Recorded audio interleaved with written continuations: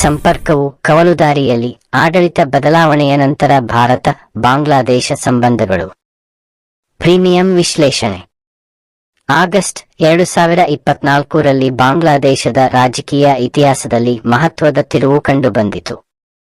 ದೀರ್ಘಕಾಲ ದೇಶದ ಆಡಳಿತ ನಡೆಸಿದ್ದ ಶೇಖ್ ಹಸೀನಾ ಅವರನ್ನು ಅಧಿಕಾರದಿಂದ ಪದಚ್ಯುತಗೊಳಿಸಿದ ನಂತರ ಭಾರತ ಬಾಂಗ್ಲಾದೇಶ ಸಂಬಂಧಗಳು ಸ್ಪಷ್ಟವಾದ ತಣ್ಣಗಾಗುವಿಕೆಗೆ ಸಾಕ್ಷಿಯಾಗಿವೆ. ಕಳೆದ ದಶಕದಲ್ಲಿ ಉಭಯ ದೇಶಗಳ ನಡುವಿನ ಗಾಢ ರಾಜತಾಂತ್ರಿಕ, ಆರ್ಥಿಕ ಹಾಗೂ ಭದ್ರತಾ ಸಹಕಾರ ಈಗ ಒಂದು ಕವಲುದಾರಿಯಲ್ಲಿ ನಿಂತಂತಾಗಿದೆ. ಪ್ರಧಾನಿ ನರೇಂದ್ರ ಮೋದಿ ಮತ್ತು ಶೇಖ್ ಹಸೀನಾ ಅವರ ನಡುವಿನ ವೈಯಕ್ತಿಕ ನಂಬಿಕೆ ಹಾಗೂ ರಾಜಕೀಯ ಹೊಂದಾಣಿಕೆ ಭಾರತ ಬಾಂಗ್ಲಾದೇಶ ಸಂಬಂಧಗಳಿಗೆ ಬಲವಾದ ಅಡಿಪಾಯ ಒದಗಿಸಿತ್ತು. ಗಡಿ ನಿರ್ವಹಣೆ, ಭಯೋತ್ಪಾದನೆ ವಿರುದ್ಧದ ಸಹಕಾರ, ನೀರು ಹಂಚಿಕೆ, ಸಂಪರ್ಕ ಮೂಲಸೌಕರ್ಯ ಮತ್ತು ವ್ಯಾಪಾರ ಕ್ಷೇತ್ರಗಳಲ್ಲಿ ಗಮನಾರ್ಹ ಪ್ರಗತಿ ಕಂಡುಬಂದಿತ್ತು. ಬಾಂಗ್ಲಾದೇಶವು ಭಾರತದ ನೆಹುಡ್ ಫಸ್ಟ್ ನೀತಿಯ ಪ್ರಮುಖ ಕಂಬವಾಗಿತ್ತು.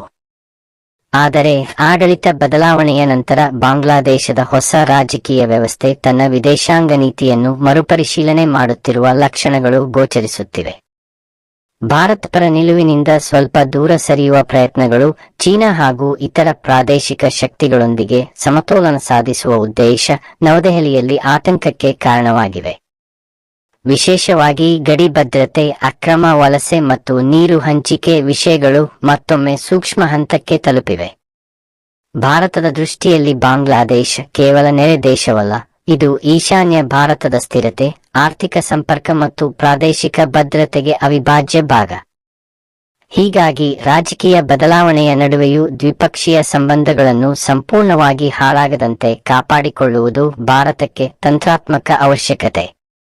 ಇನ್ನೊಂದೆಡೆ ಬಾಂಗ್ಲಾದೇಶದೊಳಗಿನ ಆಂತರಿಕ ರಾಜಕೀಯ ಒತ್ತಡಗಳು ಮತ್ತು ಜನಾಭಿಪ್ರಾಯವು ಭಾರತದೊಂದಿಗೆ ಸಂಬಂಧಗಳ ದಿಕ್ಕನ್ನು ನಿರ್ಧರಿಸುವಲ್ಲಿ ಮಹತ್ವದ ಪಾತ್ರ ವಹಿಸಲಿದೆ.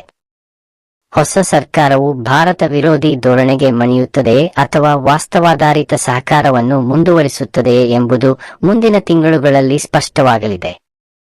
ಒಟ್ಟಿನಲ್ಲಿ ಆಡಳಿತ ಬದಲಾವಣೆಯ ನಂತರ ಭಾರತ ಬಾಂಗ್ಲಾದೇಶ ಸಂಬಂಧಗಳು ಪರೀಕ್ಷೆಯ ಹಂತದಲ್ಲಿವೆ. ಸಂವಾದ, ರಾಜತಾಂತ್ರಿಕ ಸಹನೆ ಮತ್ತು ಪರಸ್ಪರ ಹಿತಾಸಕ್ತಿಗಳ ಗೌರವವೇ ಈ ಸಂಬಂಧಗಳನ್ನು ಮತ್ತೆ ಸ್ಥಿರಗೊಳಿಸುವ ಏಕೈಕ ಮಾರ್ಗವಾಗಿದೆ.